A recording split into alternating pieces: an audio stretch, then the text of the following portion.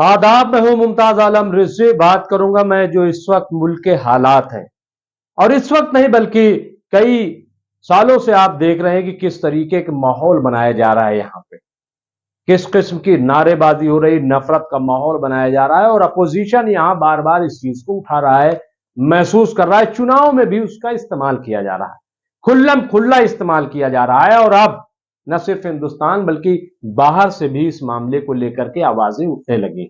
पहले भी उठी है, लेकिन एक बार फिर यह आवाज अमेरिका से उठी, जिसकी मैं आपकी खिदमत में रिपोर्ट पेश करूंगा।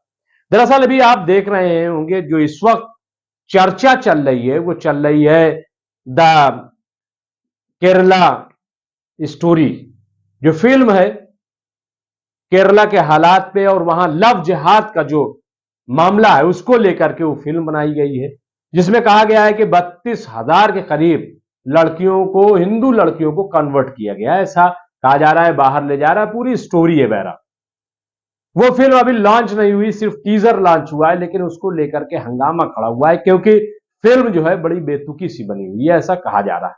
हालांकि अभी लॉन्च होगी, क्या होगा देखा जाएगा। फिल्म है, उस पर इतना ज्यादा बहस नहीं, और सबको एजेंडा पता है कि कौन इसके पीछे और कैसा एजेंडा चलाया जा रहा है। तो रिपोर्ट जो आई है वो आई है इस वक्त USCIRF ने अपनी रिपोर्ट के भारत के बारे में आरोप लगाया कि 2022 में भारत में धार्मिक स्वतंत्रता यानी मजहबी आजादी की जो हालत है वो रोज बरोज खराब होती जा रही है।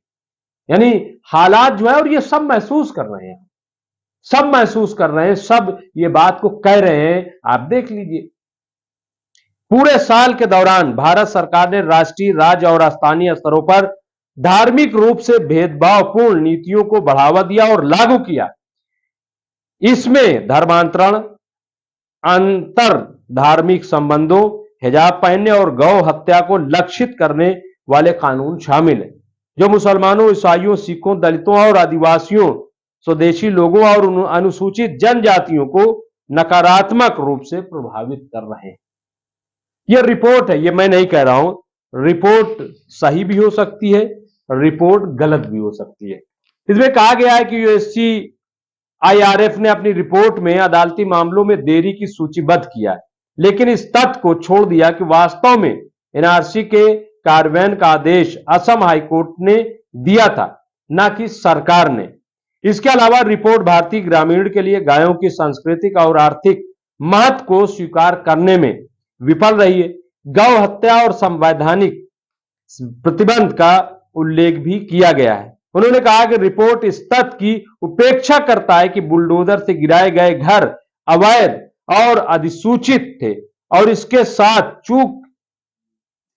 साथ ही चूक की सूची आगे बढ़ती है।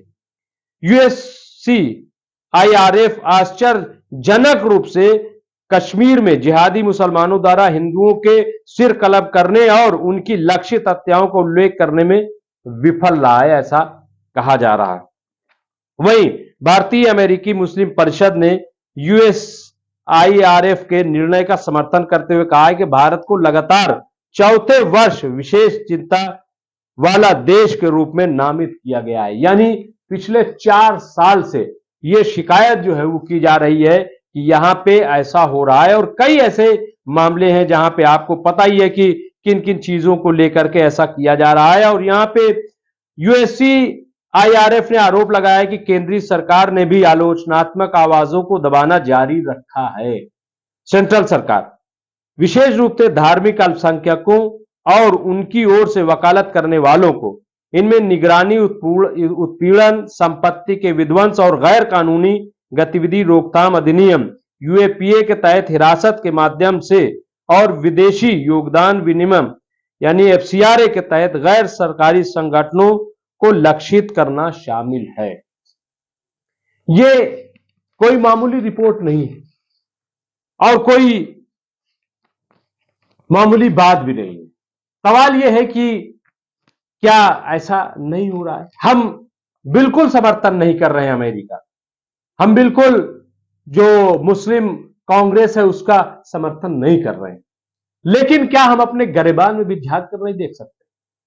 क्या हम शुतुरमुर्ग बन सकते हैं कि रेत में अगर सर हम डाल लें और यह समझें कि दुनिया हमें नहीं देख रही। क्या अंडर कारपेट करके हम ये कह सकते हैं कि सब कुछ ठीक है? नहीं, ऐसा नहीं है, सब कुछ ठीक नहीं है। और इसीलिए आवाज तो उठेगी।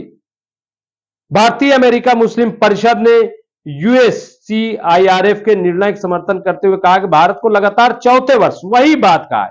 और इसमें उन्होंने कहा है कि जो आईएमएससी वर्षों से कहता आ रहा है, प्रधानमंत्री नरेंद्र मोदी की कयादत में भारत की सरकार ने अल्पसंख्यक समुदायों, विशेष रूप से मुसलमानों और ईसाइयों की धार्मिक स्वतंत्रता का व्यवस्थित रूप से उल्लंघन करना जारी रखा है। तो ये रिपोर्ट जो सामने आई है, और इसमें जाहिर है कि हम ये कह सकते हैं कि कुछ गलत है, चीजें ठीक नहीं है।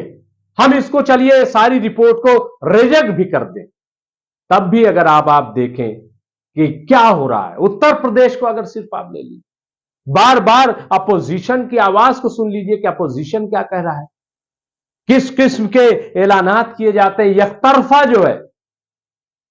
आप योगी सरकार को ले लीजिए, बार बार अयोध्या में राम मंदिर का जिक्र किया जा रहा है। अभी ईद की नमाज का मामले ले लीजिए कि चंद लोग अगर बाहर निकल आए, मस्जिद के बाहर भीड़, ईद आप जानते हैं कि ईद में ऐसा कभी नहीं हो, उनके खिलाफ मुकदमे दर्ज कर दिए गए। 2000 लोगों के खिलाफ सिर्फ कानपुर में मुकदमे दर्ज किए गए। जबकि अगर आप देखेंगे तो रशिया जैसे, सोवियत यूनियन जैसे जब था, मैं तब की बात कर रहा हूं, यूनेस्को, वहां पे अगर आप देखेंगे तो लोग बताते हैं कि वहां भी ईद और बकरीद के मौके पर लोग सड़कों पे निकल के नमाज पढ़ लेते हैं। मैं बिल्कुल नहीं कहता कि नाजायज तरीके से सड़कों पे नमाज पढ़ी जाए, लेकिन सवाल यह है कि हुकूमत की नीयत क्या है। क्या दूसरे मजहब पर भी इस किस्म की पाबंदी लगेगी? नहीं लगेगी। उनको तो त्रिशूल लेकर के निकले, बल्लम लेकर के निकले, कुछ लेकर के निकले, और उन्हें आजाद छोड़ दिया जाता है। उन्हें कुछ नहीं कहा जाता, कोई कुछ भी बयान दे दे, कोई कुछ भी कह दे। आप देख लीजिए पूरे हिंदुस्तान में इस वक्त हिंदू राष्ट्र का नारा गूंज रहा है। क्या कोई है जो उनके खिलाफ कार्रवाई करे? कौन उनके खिलाफ, कितने लोगों के खिलाफ ऐसे कार्रवाई हुई कि जिन्होंने हिंदू राष्ट्र की बात की, जबकि संविधान के खिलाफ है? गौ रक्षा के नाम पे अभी आप देखिए कि यहां जुनैद और नासिर को जिंदा जला करके मार दिया गया। क्या हुआ? कई और मिसालें पेश की जा सकती हैं। तो कहने का मकसद यह है कि हो क्या रहा है। जब ये तमाम चीजें होंगी तो जाहिर है कि उस पर सवाल तो उठेगा।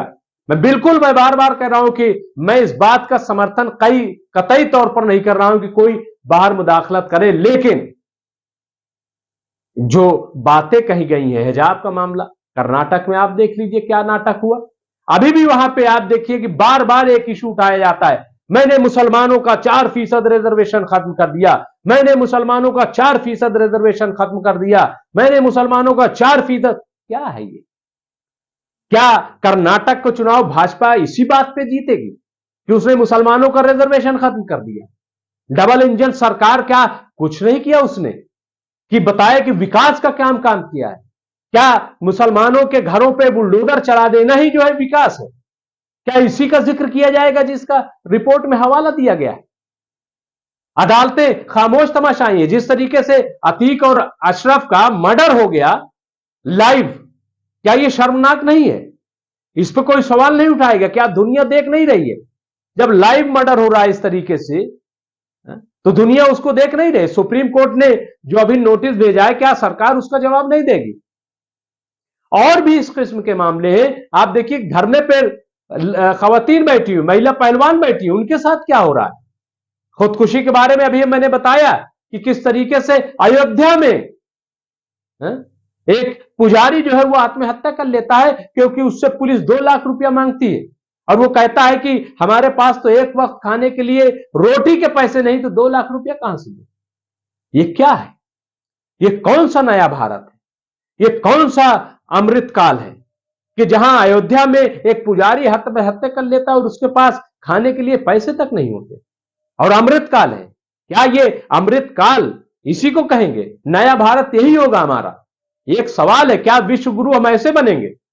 विश्व गुरु अगर हम बनना चाहते हैं तो फिर जो सवाल बाहर से उठ रहे हैं उन सवालों पर तो हमें ध्यान देना पड़ेगा ना, कि उन सवालों पर हम ध्यान भी नहीं देंगे और हम विश्व गुरु बन जाएंगे? क्या ऐसा मुमकिन है? फिर हम जितना कर्ज हम ले चुके हैं, 85 लाख करोड़ रुपए का कर्ज है हमारे ऊपर। ये कर्ज कहां से हमने लिया?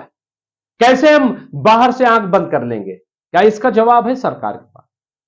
जब कर्ज लेना होगा तो हम सुनेंगे, जब हमें बिजनेस बाहर से लाना होगा तो हम उनकी बात सुनेंगे, लेकिन जब वो कोई शिकायत करेंगे तो हम उसको नकार देंगे। क्या ऐसा मुमकिन है? ये मैं सवाल कर रहा हूं, सवाल कर रहा हूं उनसे जो हुकूमत में बैठे लोग। और सवाल अगर वाजिब ना हो तो हमारे सवाल को रिजेक्ट कर दिया जाए। मैं इसके लिए माफी मांग लूंगा कि सवाल मेरा गलत था, लेकिन दिल पे हाथ रख के कहिए कि क्या ये सवाल नहीं आज भारत के सामने? कई और सवालात हैं, बेरोजगारी का सवाल है, महंगाई का सवाल है, बदउनवानी का सवाल है। अखिलेश यादव ने गोरखपुर में सवाल उठा दिया कि 5,000 करोड़ की वहां पे एक नेशनल हाईवे बन रहा है, गोरखपुर नेशनल हाईवे, और अब तक बन के नहीं तैयार हुआ। इतना बड़ा पैसा लग गया, कहां गया पैसा? ये कैसा सवाल है? क्या ये सवाल नहीं किया जाएगा? बहरहाल, तो ये सवाल है, इसका जवाब सरकार जरूर देगी, देना भी चाहिए, और हम भी चाहते हैं कि इसको क्लियर किया जाए। लेकिन ये सच है और 4 साल से मुसलसल ये आवाज उठ रही है, तो कम से कम इस पे कंट्रोल तो पाया जाए।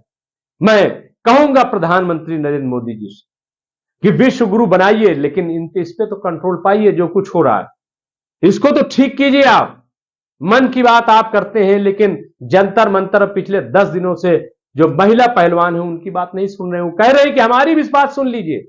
आप अपने मन की बात किए जा रहे हैं, 100वां एपिसोड हो गया। तो बहरहाल आपको दूसरों के मन की बात भी सुननी पड़ेगी। बहुत बहुत शुक्रिया।